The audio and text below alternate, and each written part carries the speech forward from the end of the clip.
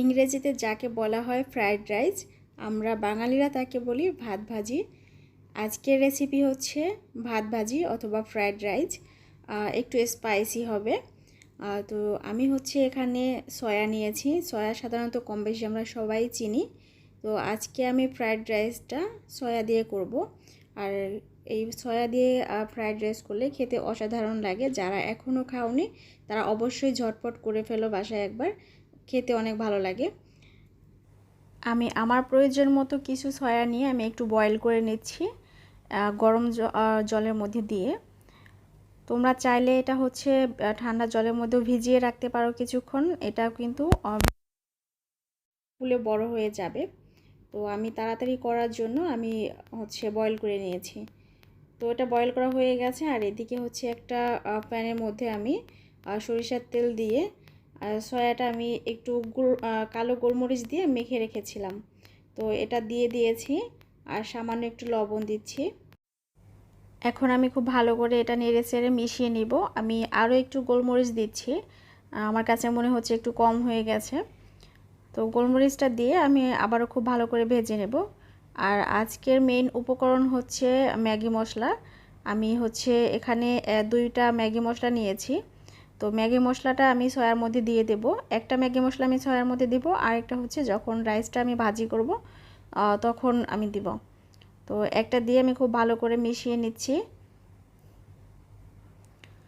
এটা ভাজা হয়ে গেলে হচ্ছে এ পর্যায়ে আমি এটা তুলে নেব।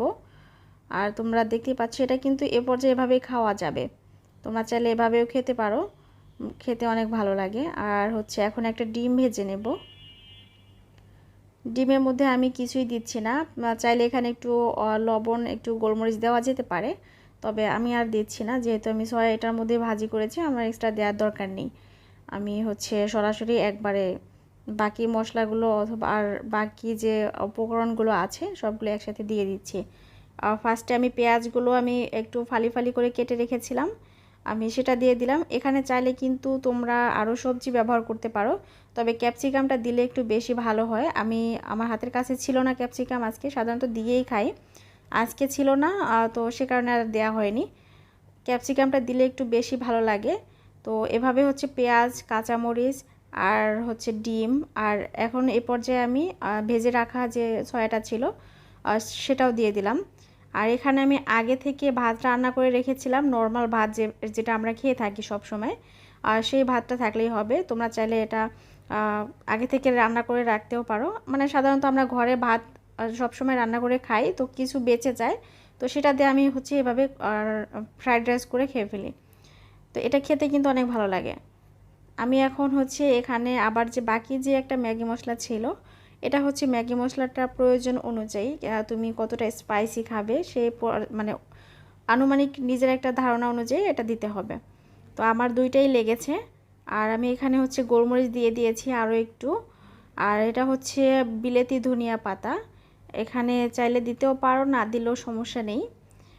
আর এখন খুব ভালো করে মিশিয়ে নিয়ে আমি হচ্ছে এটা নামিয়ে নেব। তোমরা দেখতেই পাচ্ছ রান্না কিন্তু শেষ। দেখতেও যেমন অসাধারণ হয়েছে, খেতেও এর থেকে বেশি ভালো লাগে, কারণ ফ্রাইড রাইসটা আমার খেতে এত ভালো লাগে যেটা তোমরা বাসায় ট্রাই না করলে এই মজাটা বুঝবে না আসলে। তো বাসায় অবশ্যই ট্রাই করো। আর যারা সয়া চিনো না তারা মুদির দোকানে গিয়ে সয়ার কথা বললেই সয়া বড়ি ওনারা দিয়ে দিবে। ঠিক আছে, টাটা, বাই বাই।